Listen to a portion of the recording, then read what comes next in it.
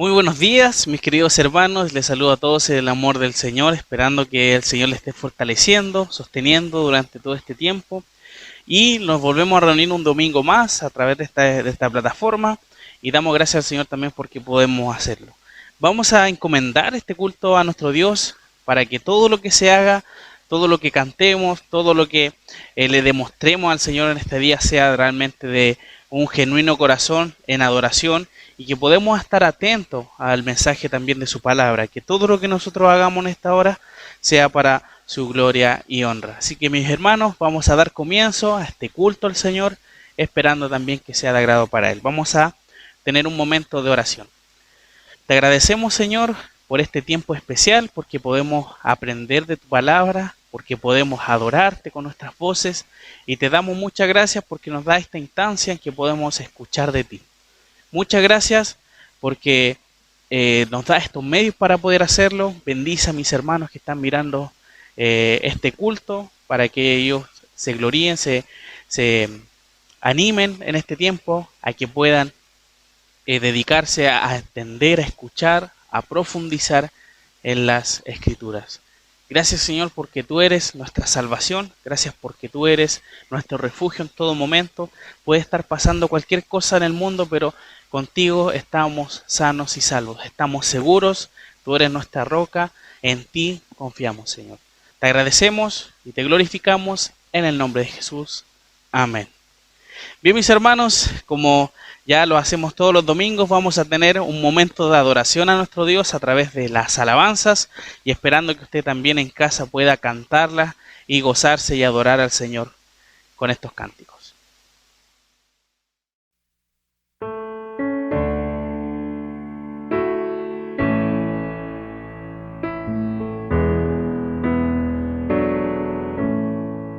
Oh, amor de Dios, su inmensidad, el hombre no podría contar ni comprender la gran verdad que Dios al hombre pudo amar. Cuando el pecar entró al hogar de Adán y Eva,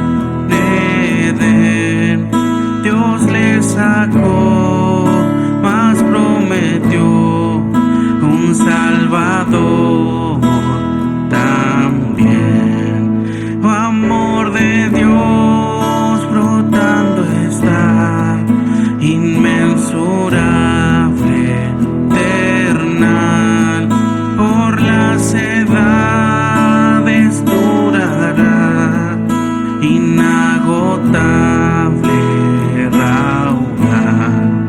y fuera tinta todo el mar y todo el cielo un gran papel, y cada hombre un escritor, y cada hoja un pincel.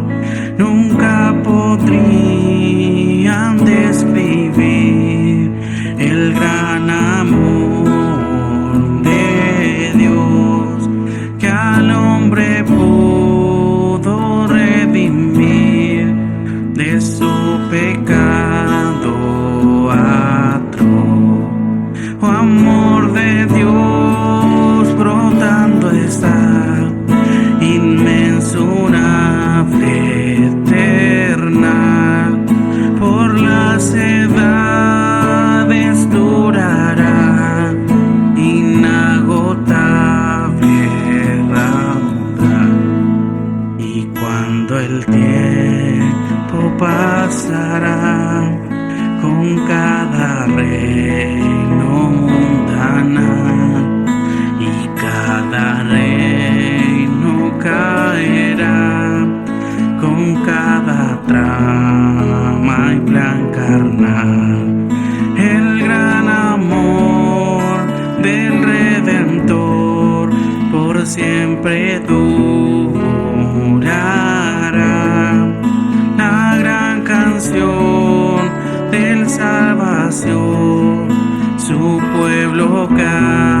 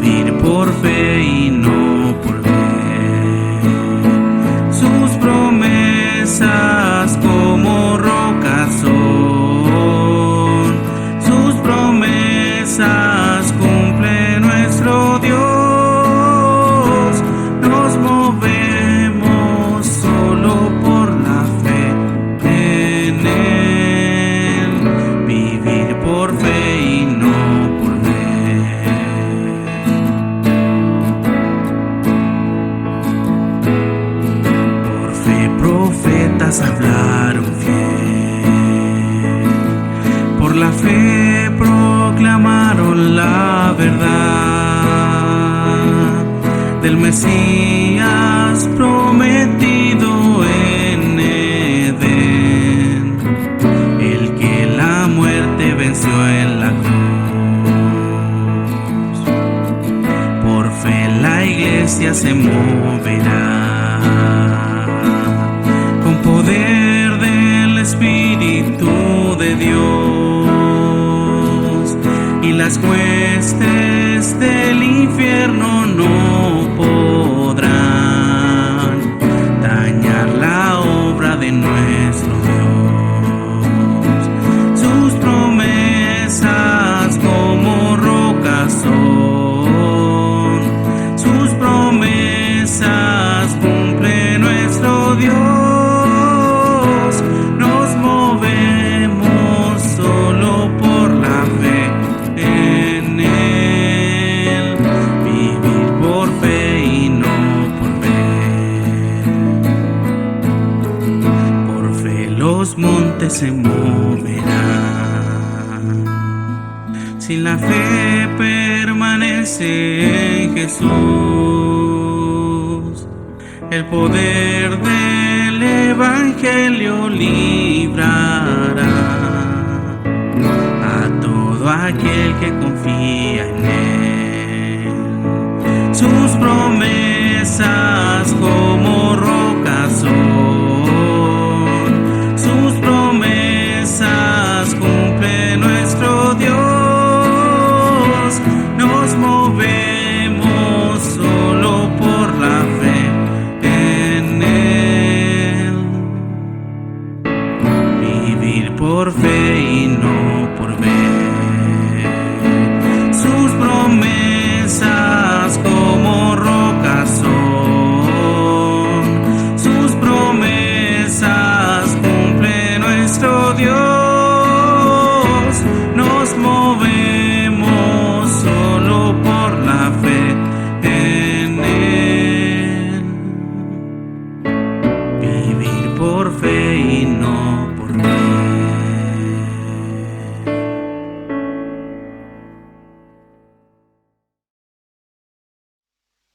Bien, hermanos, luego de haber cantado a nuestro Señor en esta hora, vamos a pasar a lo que es la palabra del Señor, a poder alimentarnos espiritualmente, y seguimos con esta carta que hemos estado viendo durante todo este domingo, la carta a Colosenses.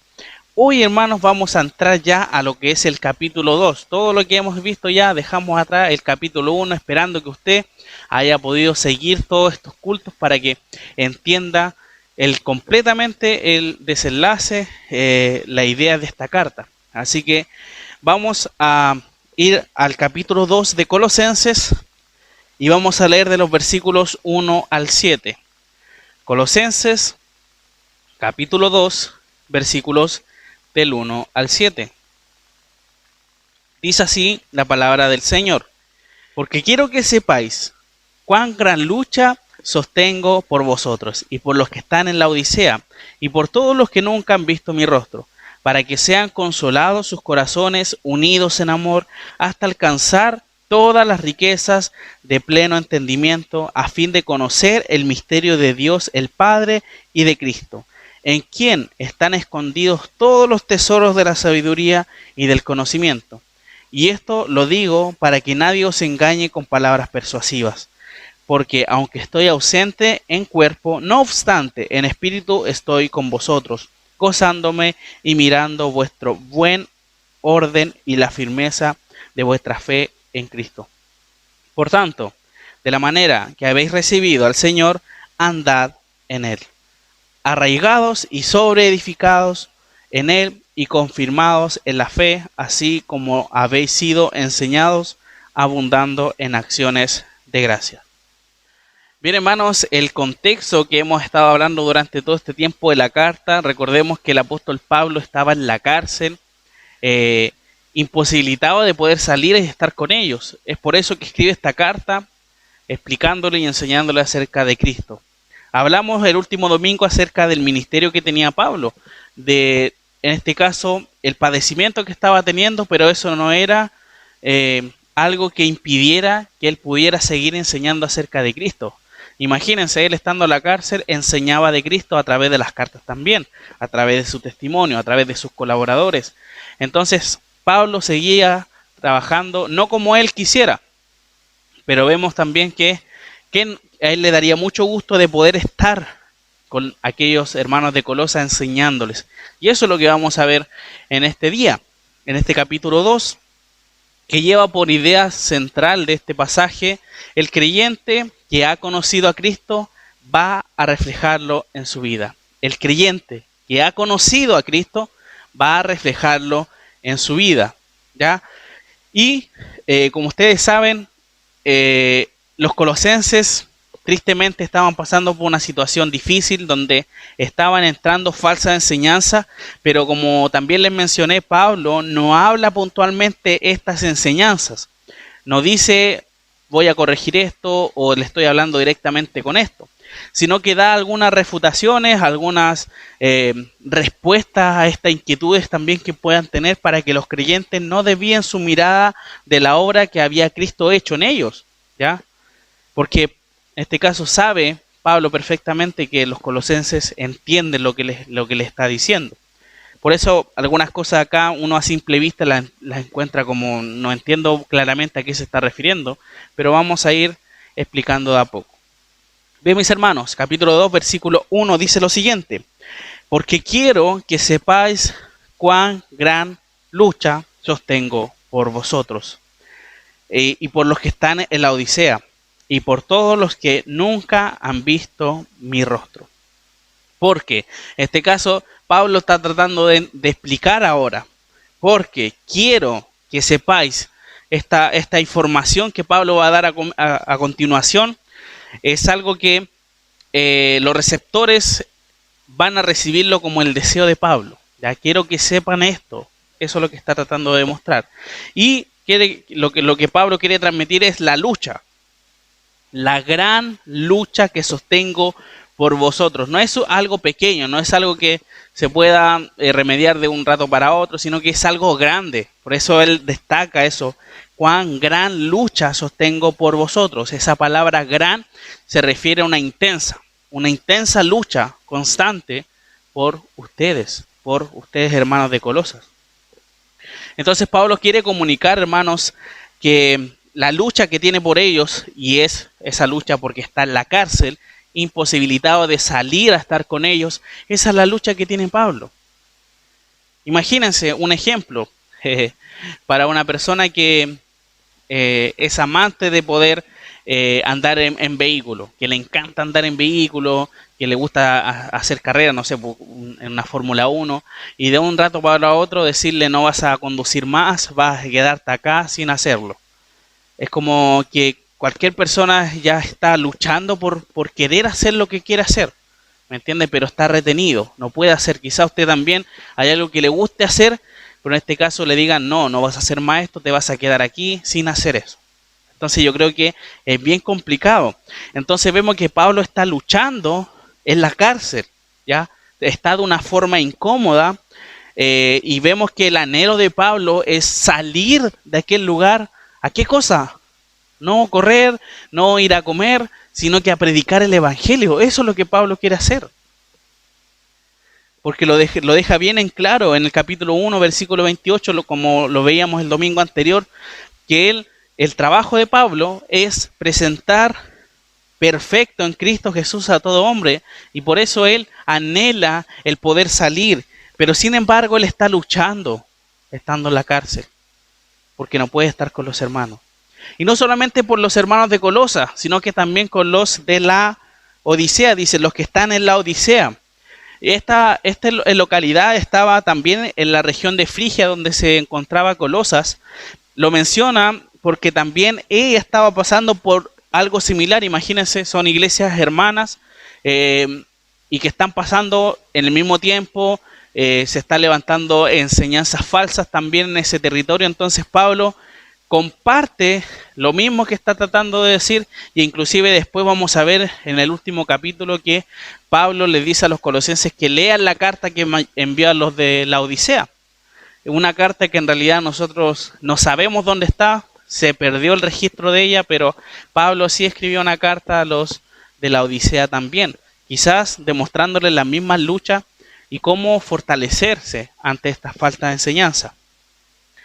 Y no solamente por los de Colosas, ni por los de la Odisea, sino que también por todos los que nunca han visto mi rostro.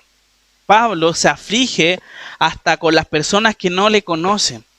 ¿Por qué? Porque Pablo dice, estoy acá en la cárcel, retenido, no puedo salir, no puedo hablarle de Cristo a otra persona. Y entonces es una lucha que tiene él constante, de esperar, estar paciente por poder salir. Entonces Pablo se aflige por las personas que ni siquiera lo conocen. Es algo increíble. Las cuales, por supuesto, no conocen a Cristo y Pablo lucha con poder predicarles el Evangelio, pero no puede ya que está tristemente escarcelado. Esa es la lucha que está, la gran lucha que está sosteniendo Pablo en la cárcel. Y no solamente para con los de Colosenses, sino que la Odisea y todos los que nunca han visto su rostro. ¿Ya? Versículo 2. Para que sean consolados sus corazones, unidos en amor, hasta alcanzar todas las riquezas de pleno entendimiento, a fin de conocer el misterio de Dios, el Padre y de Cristo. O sea, Pablo estaba luchando ya en la cárcel por los de Colosas, la Odisea y todos los que no han visto su rostro. ¿Para qué? ¿Para qué él en este caso por qué en este caso está luchando? ¿Qué le gustaría hacer? A él le gustaría estar afuera consolando sus corazones. Eso es lo que nos dice. Y aquí hay cuatro luchas que Pablo menciona en este versículo. Para que sea en este caso, esto es lo que quiere tratar de demostrar, consolados sus corazones. Ya, como le dije, estas 4 luchas, y este tiene como objetivo buscar el bien para los demás. En ningún momento dice, yo quiero salir de la cárcel para poder ayudarme a mí mismo, para poder disfrutar, para poder hacer esto, para poder darme algún gusto. No. Solo estas 4 luchas que sostiene Pablo es para con su prójimo, para los que están con él. En este caso para los hijos de Dios, para los hermanos que están en esta región, en Colosa, en Frigia, la Odisea en este caso, en esta región de Frigia. Entonces Pablo lucha por esa situación. Entonces, y dice más claramente que él no utiliza el pronombre sus. En este caso, utiliza el pronombre sus y no vuestro, dando un énfasis para que no solo le gustaría fortalecer los corazones de los hermanos en Colosa y la Odisea, sino a todos los que no conocen a Cristo. Por eso les dice claramente, para que sean consolados sus corazones. ¿Ya? Sus, o sea, ustedes van a ser los receptores de esta lucha que estoy haciendo, de poder estar con ustedes. Y él en este caso no dice vuestros corazones, ¿ya? Sino que sus corazones. Y sigue diciendo, unidos en amor. El término unido en el griego tiene la idea de mantener unido, ¿ya? Entonces Pablo, primeramente, ¿qué quiere hacer? Consolar sus corazones. Eso es lo que, saliendo de la cárcel, quizás está pensando salir e ir a consolar sus corazones. Segundo, quiere unirles en amor, mantenerles unidos, como lo están haciendo, ya que en ese caso la unidad sea en el amor. Y este amor es algo mutuo, ¿ya? Es algo mutuo. Pablo también, hermanos, da énfasis al estar unido, porque imagínense, a donde están entrando falsas enseñanzas dentro de una iglesia, obviamente va a generar división. Obviamente van a uno inclinarse por esta cosa, otros por este lado, pero Pablo quiere que ellos estén unidos, ¿ya? Unidos para que no hayan divisiones. Y sigue diciendo el texto, hasta alcanzar todas las riquezas de pleno entendimiento. O como traduce también un teólogo, comentarista, dice, y esto para todas las riquezas de un entendimiento cierto. Pero la idea de Pablo en este caso, vemos que le gustaría estar con ellos para animar sus corazones, para unirlos fuertemente en amor, para que puedan tener la capacidad, o sea, en este caso, para que tengan la capacidad de entender la riqueza del conocimiento total, para que tengan un crecimiento espiritual, una madurez espiritual. Para eso Pablo quiere estar con ellos, salir y fortalecerles de esa forma. Vemos claramente acá que también Hendriksen dice lo siguiente: a fin de conocer el misterio de Dios el Padre y de Cristo. Sigue diciendo el mismo texto, y acá vemos que este comentarista dice lo siguiente: es una persona o verdad que hubiera permanecido desconocida si Dios no lo hubiese revelado.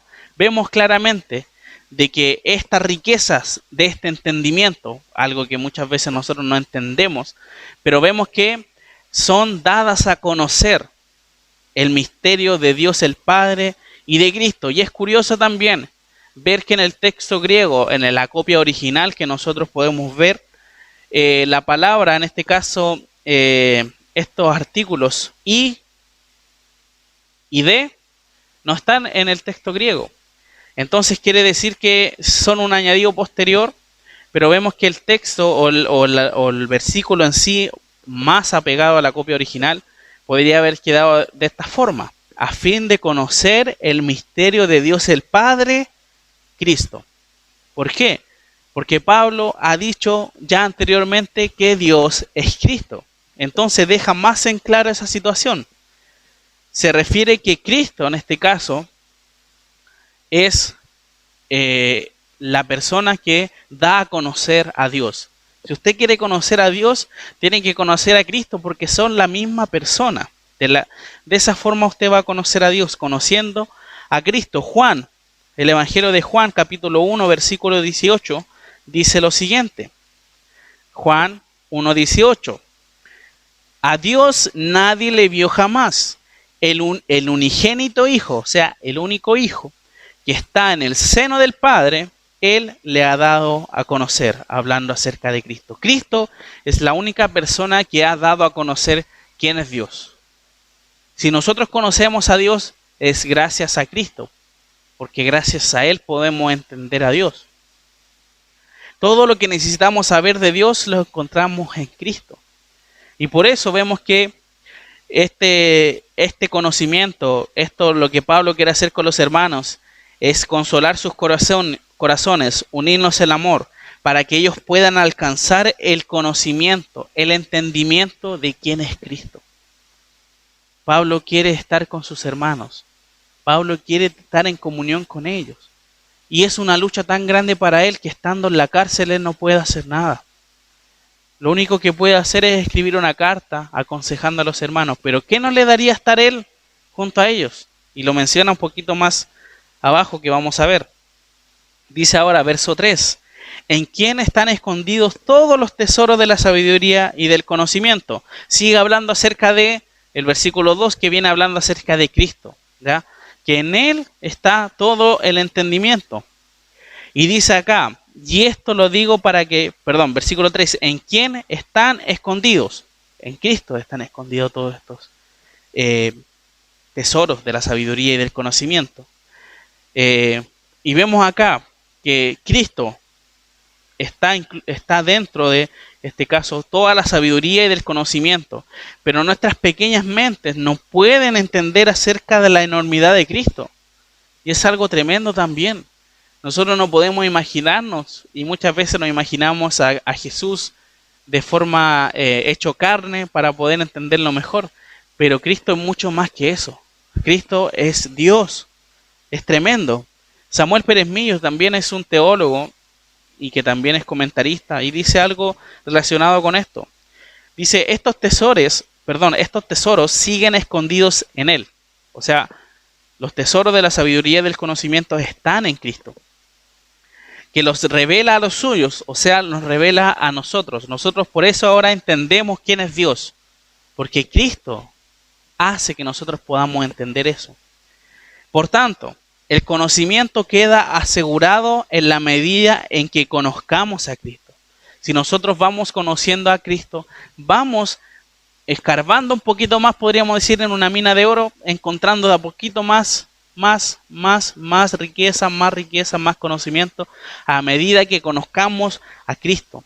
Solo Él puede contener todos los tesoros, ya que son incomprensibles. ¿Qué se refiere a incomprensible? Que no podemos comprenderlos. No podemos comprender la enormidad del universo, del sistema solar. ¿Por qué existen tantas cosas?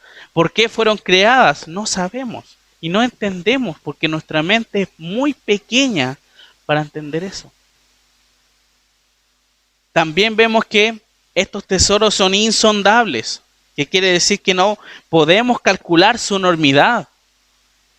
Y también son inconmensurables, que quiere decir que no podemos contar su cantidad. El hombre no puede hacer eso, porque su mente es finita, pero el Señor es infinito. Y por eso, de a poquito vamos aprendiendo.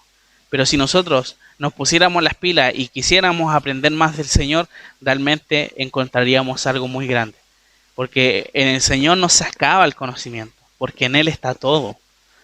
Nosotros vamos a conocer al Señor completamente cuando estemos con Él en gloria. Esa es nuestra esperanza, como también nos describe acá el texto, la esperanza del Evangelio, de poder estar y vivir con Él eternamente. Y quizás muchas veces yo me pongo a pensar y en ese momento vamos a poder preguntarle a Dios todas estas cosas.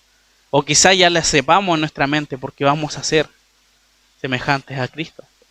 Entonces podamos quizás pasar una eternidad aprendiendo acerca de Cristo. Y eso va a ser tremendo. Pero todo lo que usted aprenda acá va a ser de mejor ayuda para su vida diaria. Si usted aprende acá en la tierra acerca de Cristo, va a poder conducirse de mejor forma. Y eso es lo que Pablo quisiera hacer con sus hermanos, con toda la persona que hay al frente de él. Como también menciona, con los que ni siquiera han visto su rostro, él le gustaría predicarle de Cristo, para que él pueda aprender y conocer la enormidad de él también. En otras palabras, para cerrar este versículo 3, en Cristo está todo lo que nosotros necesitamos, no hay nada más. No, aquí no existe la Virgen, aquí no existen los santos a los que nosotros supuestamente las personas le rinden plegaria, van a escuchar y pedirle cosas. No, aquí nada importa, solamente Cristo tiene todo lo que nosotros necesitamos. No hay que hacer nada. No hay que decir, voy a hacer una manda, no voy a hacer tal cosa durante tanto tiempo para conseguir esto. No, nosotros si vamos con un corazón genuino al Señor en oración, podemos también obtenerlo. A medida que obviamente sea su voluntad darnos. Pero en Cristo tenemos todas las cosas. Versículo 4. Y esto lo digo para que nadie os engañe con palabras persuasivas. En resumen, hermanos, Pablo da esta exposición de que en Cristo está toda la sabiduría y el conocimiento. ¿Para qué? O sea, está diciendo, ustedes no tienen que ir allá, no tienen que escuchar o buscar en otras partes para tener un mayor entendimiento, una sabiduría más grande. ¿Por qué? Porque acá está Cristo y tiene todo. Para que nadie los engañe, hermanos de Colosas, eso es lo que está diciendo. Cristo es todo lo que ustedes necesitan. Así que nadie los engañe con palabras persuasivas. La palabra engañar también se traduce como descarriar, dejando más en claro que nadie nos saque, en este caso, del camino por donde uno se conduce. Eso es lo que Pablo quiere. Quiere que obviamente no nos saquen del camino, sino que permanezcamos en el camino del Señor. Dice con palabras persuasivas, con palabras convincentes, ¿ya? Palabras difíciles de no creer. Estas falsas enseñanzas eran muy camufladas. No era una cosa así que dijeran, no, es algo que uno al tiro se diera cuenta y dijera, no, esto no es bíblico. No era algo así. Es la situación de Colosas. Estaba entrando falsa enseñanza, pero de a poquito, muy, muy sutilmente, pero que realmente estaban demostrando algo contrario al Señor. Entonces vemos que entraban camufladas, se refiere a que no se enseñaba directamente cosas contrarias al Evangelio, sino que hacían cambios sutiles para poder confundir.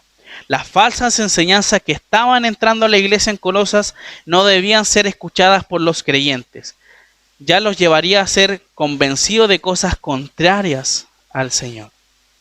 Entonces, por eso Pablo les quiere decir, ustedes no tienen que escuchar estas cosas, ustedes no tienen que escuchar realmente a estos falsos maestros, aunque ocupen muchas veces la escritura para decir cosas, realmente en Cristo ustedes tienen todas estas riquezas.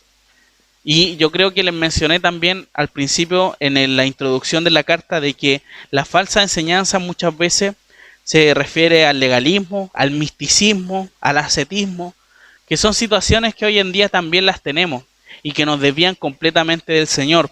Inclusive estos falsos maestros, vamos a ver después más, ya terminando ya el capítulo 2, que demostraban una apariencia de piedad rindiéndole culto a los ángeles. ¿Me entienden ustedes? O sea, es como muy piadoso ver a alguien, oh no, mira, le está rindiendo culto a una persona, a un ángel, no, que santo. Pero no es algo contrario a la escritura, completamente. La misma Biblia dice que no hay que rendirle culto a los ángeles, solamente a Dios. Entonces, se imaginan, para la persona que no tiene conocimiento, que no están fundadas sus bases en Cristo, va a creer esas cosas. ¿Me entienden? Inclusive después vemos que muchas veces el ascetismo lleva a hacer cosas, estoy dando como un adelanto solamente lo que vamos a ver después, que llega y dice, no tienes que comer esto, porque si tú no comes esto vas a poder tener un nivel más grande de tu espiritualidad, o te llevan a ver un ser supremo, una situación así, algo muy, pero muy extraño. Ya, que algunos muchas veces quizá uno también los ve en las películas, los monjes que son como que se abstienen de muchas cosas para poder tener como una apariencia de espiritualidad, ya. Entonces, esas son cosas que desvían a los creyentes del Señor, engañándoles. Entonces Pablo le está diciendo claramente que nadie los engañe con palabras persuasivas, porque en Cristo ustedes tienen todo. No hay nadie más al que ustedes tienen que adorar. No hay nadie más al que ustedes tienen que hacer algo. Solamente es Cristo. Nada más. Nada más. Los santos acá que supuestamente, no sé, los católicos tienen santos. En realidad no sé de dónde salen los santos. Rinden culto de forma piadosa. Hacen mandas de forma piadosa.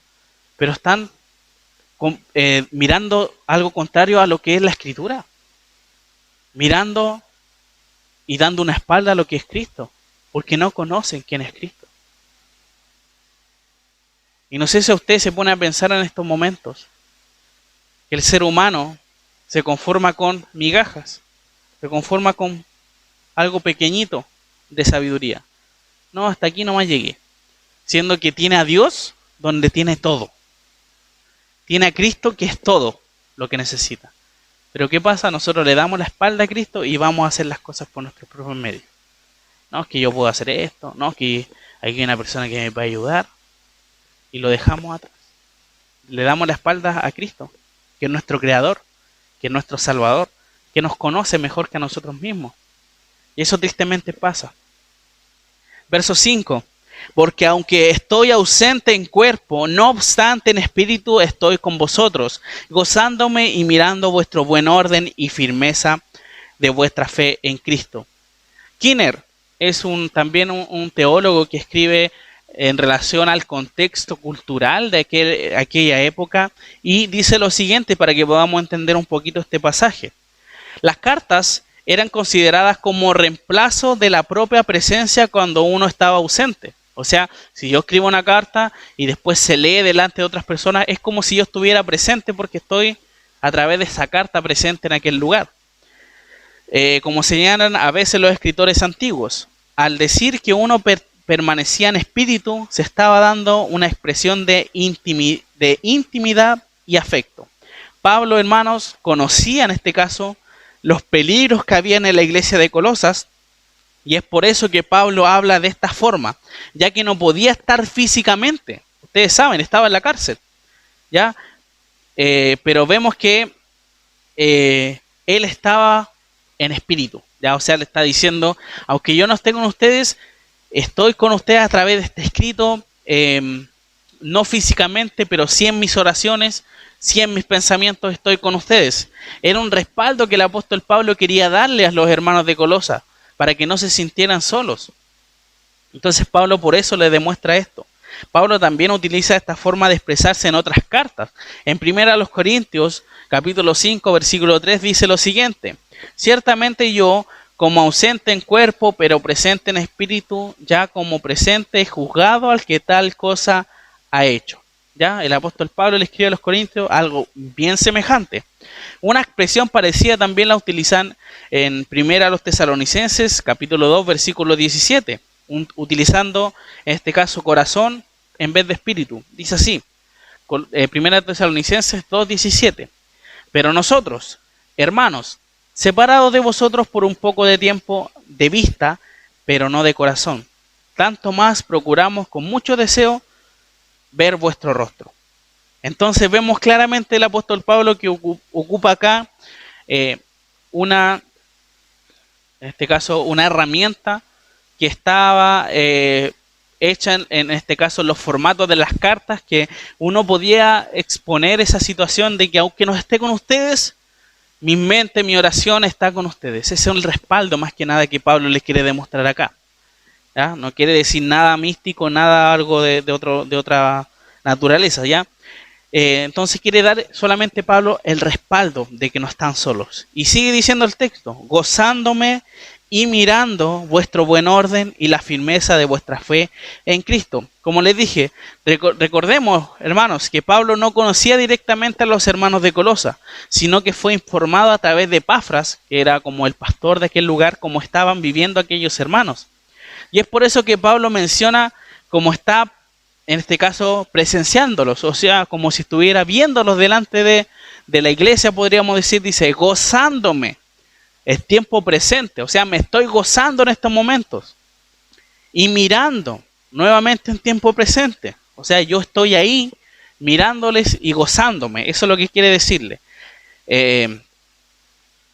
Como dice también Peremillos, estoy gozándome con vosotros en espíritu como si estuviera presente en la congregación. Eso es lo que Pablo quiere transmitir. Vuestro buen orden y firmeza. Pablo utiliza estas palabras como términos militares, ¿ya? Buen orden y firmeza, que se utiliza para describir un ejército que se encuentra sólidamente unido contra el enemigo. O sea, Pablo está gozoso de verles a ellos, aunque obviamente no le está viendo, pero quiere demostrarle y destacar, en este caso, el orden y la firmeza que ellos tienen, como un ejército que está, en este caso, unido, sólido ante un enemigo. Y termina diciendo de vuestra fe en Cristo. El resultado de llevar un orden y una firmeza en sus vidas era la fe. La fe era lo que era el objetivo en este caso. Que como objeto era Cristo, del cual depende, descansa y fortalece a estas personas.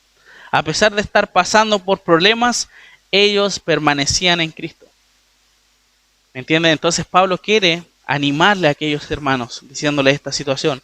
No estoy con ustedes, pero sí estoy ausente en cuerpo, pero me gustaría estar con ustedes ahí. Inclusive demuestra algo más cercano a ellos. Me estoy gozando de verles cómo están siendo realmente firmes y viendo que se están apoyando y descansando en el Señor Jesucristo. Versículo 6. Por tanto, de la manera que habéis recibido al Señor, andad en Él. Entonces, hermanos, dice, de la manera que los colosenses recibieron las enseñanzas de Jesucristo, o sea, el Evangelio. Ustedes, de la misma forma que recibieron el Evangelio, o sea, de una forma positiva, de una forma realmente correcta, deben andar de esa misma forma. Deben vivir de esa forma. Andad es un imperativo. ¿Qué quiere decir un imperativo? Es una orden. Una orden del apóstol para aquella persona, para los hermanos de Colosa y también hoy en día para nosotros. Entonces dice, de la forma que ustedes recibieron este Evangelio de Cristo, conocieron al Señor de la misma forma, o sea, ustedes lo recibieron con gozo, con alegría de saber de que el Señor Jesucristo les ha salvado, de esa misma forma ustedes agradecidos del Señor, tienen que vivir. ¿Ya? Tienen que vivir, y esta palabra se puede, los sinónimos de esto es andar, caminar, vivir conforme, a este caso, a lo que habían aprendido de Cristo. John MacArthur dice, andar en Cristo, vivir una vida que sigue su ejemplo perfecto. Entonces, no solamente los hermanos de Colosa debían permanecer firmes ante estas falsas enseñanzas, sino que ellos debían demostrarla en su diario vivir, viviendo lo que creían. Verso 7 y último, dice, voy a leer del 6 para que podamos volver a entenderlo. Por tanto, de la manera que habéis recibido al Señor, andad en Él, arraigados y sobreedificados en Él, confirmados en la fe, así como habéis sido enseñados, abundando en acciones de gracia. Yo esta parte de este versículo lo traté de traducir con mis propias palabras para poder dar una mayor claridad, y lo voy a leer. Mi propia traducción de este pasaje del versículo 7 es la siguiente: agarrado firme, creciendo en Él, fortalecido en la fe, así como han sido enseñados, abunden en agradecimientos. Es lo mismo en realidad que acabamos de leer, pero de una forma más sencilla para que podamos entenderla. Pablo, hermanos, les exhorta a que estén agarrados firmes de Cristo. Eso es lo que le dice.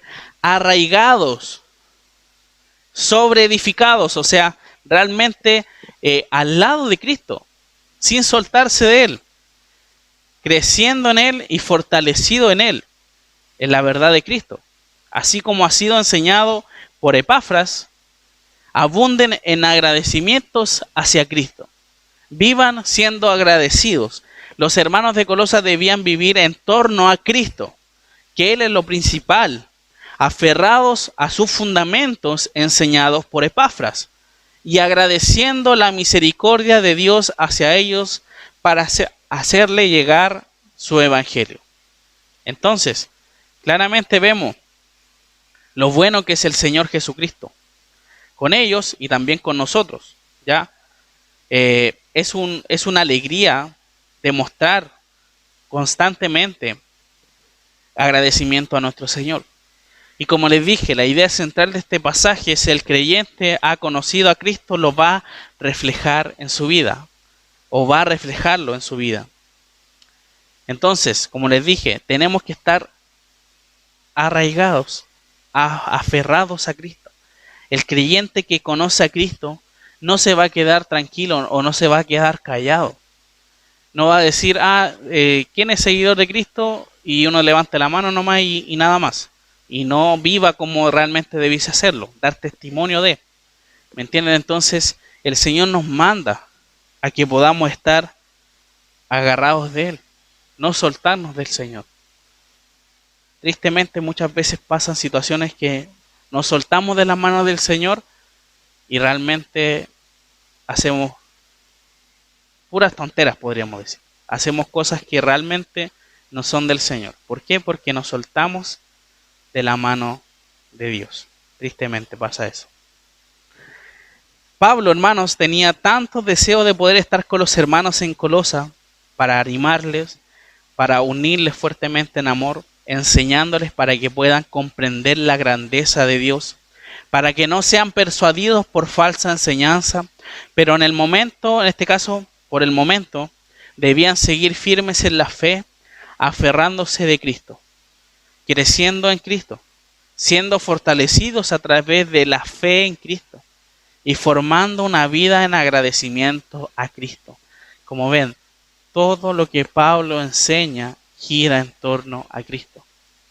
Gira en torno a Cristo y nosotros debemos girar también en Cristo. Voy a dejar algunas aplicaciones. Debemos, mis hermanos, principalmente estar unidos en amor. Como lo dice acá el apóstol Pablo, era una de las cosas que le gustaría estar haciendo con sus hermanos, uniéndoles en amor. Este era el deseo genuino de Pablo, Y esto lo representa de mejor forma al creyente, demostrando el amor que Dios le ha dado a él y transmitirlo de igual forma a sus hermanos.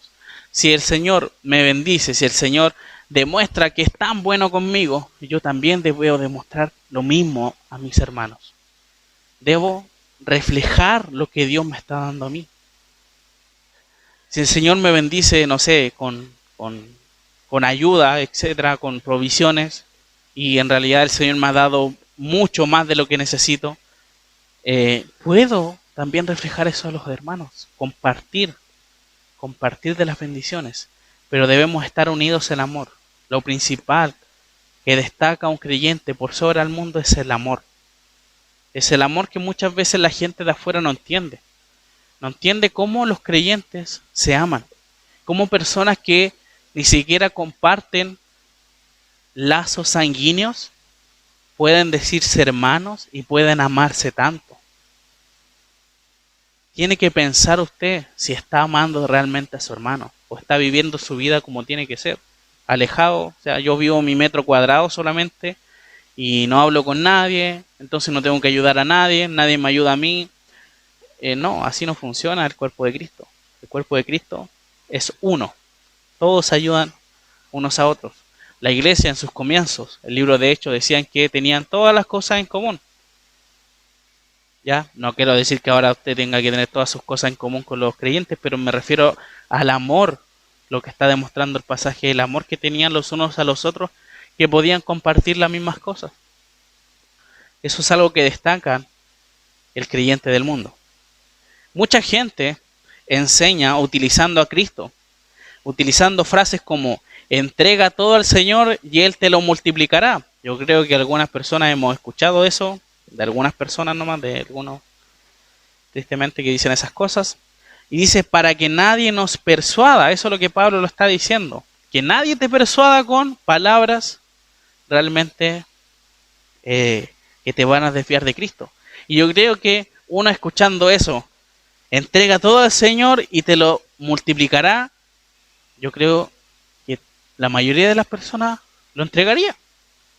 ¿Por qué? Porque tiene su fe en Cristo, ¿cierto? Descansa en Él. Pero las personas que están guiando a hacer esas cosas están desviando de la mirada de Cristo. ¿Y cómo nosotros, usted se preguntará, cómo nosotros nos podemos dar cuenta de que nos están engañando? La única forma, hermanos, de que usted se dé cuenta si le están engañando o no, es conociendo al Señor, conociendo la Escritura. La única forma que usted va a poder hacerlo.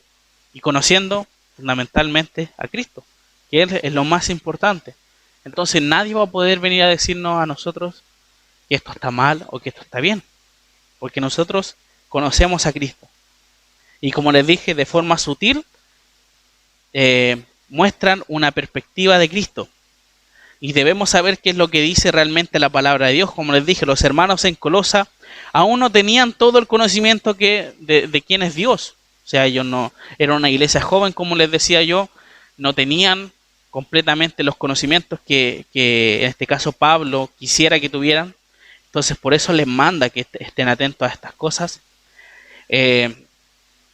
Pero inclusive no tenían toda la revelación. O sea, en este caso no sabían que el Nuevo Testamento, las cartas, esta misma carta que le están enviando a ellos, los colosenses, iba a ser parte del Nuevo Testamento que nosotros tenemos hoy en día. Ellos tenían el Antiguo Testamento y estas cartas de los apóstoles. Pero nosotros tenemos toda la revelación en este caso de Dios, su palabra completa, Antiguo y Nuevo Testamento. Entonces nosotros podemos y tenemos las herramientas para poder defendernos ante estos engaños que sutilmente entran dentro de una iglesia. Cuando decimos cosas alejadas de la palabra de Dios, cosas que son pensamientos humanos, esas son palabras persuasivas, esos son engaños. Si yo digo algo que no está fundado en la Escritura, déjeme decir que es un engaño. Entonces por eso es importante conocer del Señor, para que nadie nos diga y nos engañe, diciendo estas palabras persuasivas. Los hermanos en Colosas no tenían la Biblia completamente como nosotros, pero sin embargo ellos estaban firmes en lo que creían. Quizás no lo sabían todo, pero sabían lo más importante, lo que Cristo había hecho en sus vidas. Y nosotros, con la revelación de Dios completa, ¿estamos preparados para enfrentar cuando se hable algo contrario a lo que la Biblia enseña? Nosotros estamos preparados para, en este caso, cuando venga un ateo a decirnos Dios no existe. ¿Estamos preparados para decirle a alguien que odia a Dios que Dios le ama? ¿Estamos preparados para dar respaldo a esas cosas? Usted tiene que examinarse. Usted en este caso puede defender su fe sin tener la Biblia en sus manos. Usted puede decir, la Biblia dice en tal pasaje esto, esto, esto. La Biblia dice en tal pasaje esto, esto, esto. Y poder defender su fe. O se la hago más fácil. Tiene su Biblia en la mano. Usted puede buscar los pasajes que le digan y defiendan su fe. Examínese. Si usted puede hacerlo, amén. Gloria al Señor por eso. Siga haciéndolo, siga aprendiendo del Señor. Pero si usted hace ese ejercicio y no sabe, preocúpese, hermano. Porque usted es un representante de Dios aquí en la tierra. Y tiene que conocer la Escritura. Tiene que conocer lo que dice el Señor. Porque hoy en día salen muchas cosas que inclusive jóvenes de 18, 19, 20 años, inclusive un poco más, atacan directamente al cristianismo. Porque ellos se han especializado en aprender cosas para poder criticar a los cristianos. Y si nosotros no nos ponemos a descansar, nos dormimos y no estudiamos y no conocemos más al Señor, ¿cómo vamos a poder hablarle de Cristo a esas personas? Evalúe su vida, hermano. Evalúe si conoce al Señor como debiera conocer al Señor. Vivamos reflejando el amor, la gracia, salvación que Dios nos ha dado en nuestras vidas. Que estemos agarrados firmes de Él, creciendo en su conocimiento, para que seamos fortalecidos en nuestra fe. El Señor solo nos pide que vivamos como es digno para Él. El Señor no nos pide nada más. Pero si nosotros vivimos como es digno del Señor, tenemos que enseñarles a los demás de Cristo. ¿Por qué? Porque la misericordia que nosotros está en nuestra vida, también debemos reflejarla hacia la persona que no conoce a Cristo. Que si no le hablamos de Él, que si Él no escucha la palabra de Dios en algún momento de su vida y muere sin Cristo, esa persona se va a ir al infierno. Entonces, si nosotros vivimos como es digno del Señor, vamos a estar enseñándole a personas de Cristo. Y usted se puede preguntar, pero si yo no sé tanto de Cristo, ¿cómo le puedo hablar a una persona? Difícilmente le va a poder hablar, hermano. Pero por eso la idea es poder ir conociendo más a Dios. Conozca a Dios a través de la Biblia, lea su Biblia. De la única forma que va a poder conocer al Señor y todo lo que ha hecho el Señor por usted.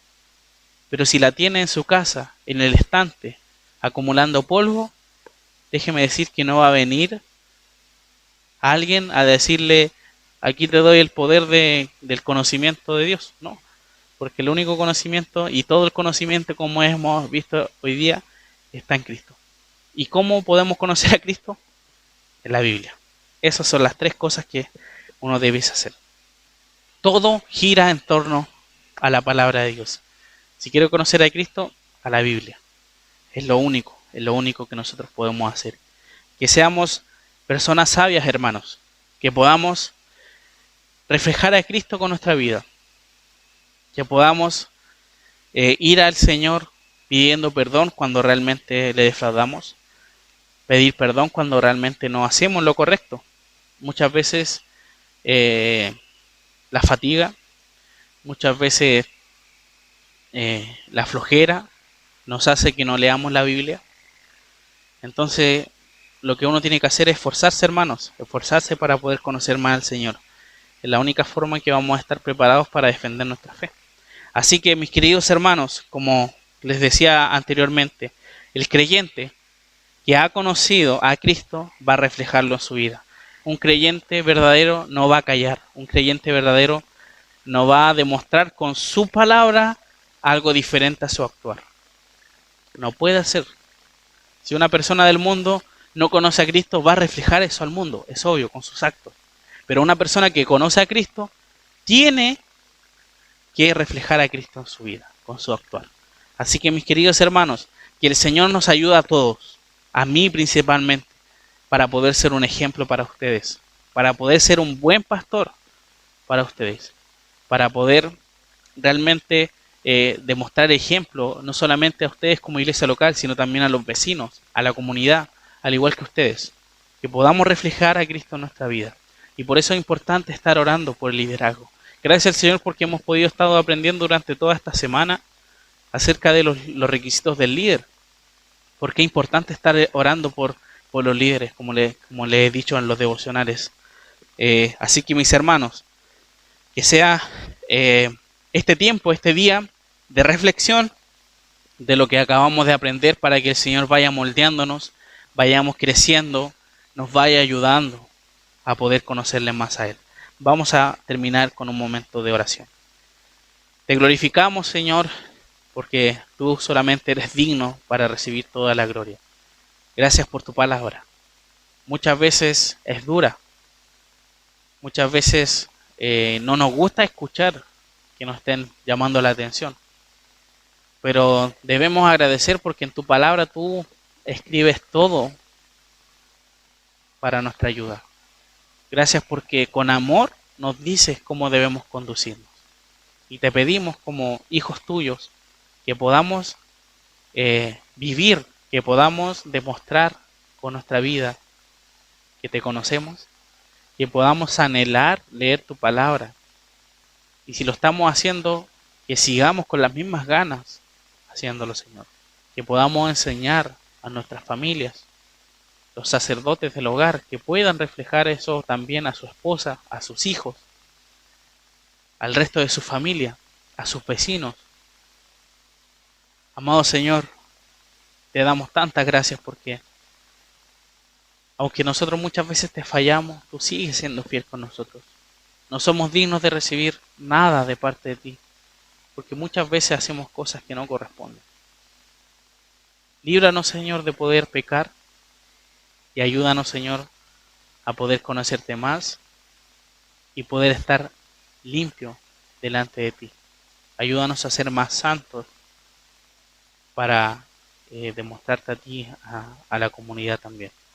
Gracias, Señor, por este culto especial que hemos tenido a ti, donde podemos aprender y saber cómo conducirnos en nuestra vida. Ayúdanos a poder reflejarnos, ya que somos tus hijos. Te damos muchas gracias y bendícenos en este día, en este comienzo de semana, en el nombre de Jesús. Amén.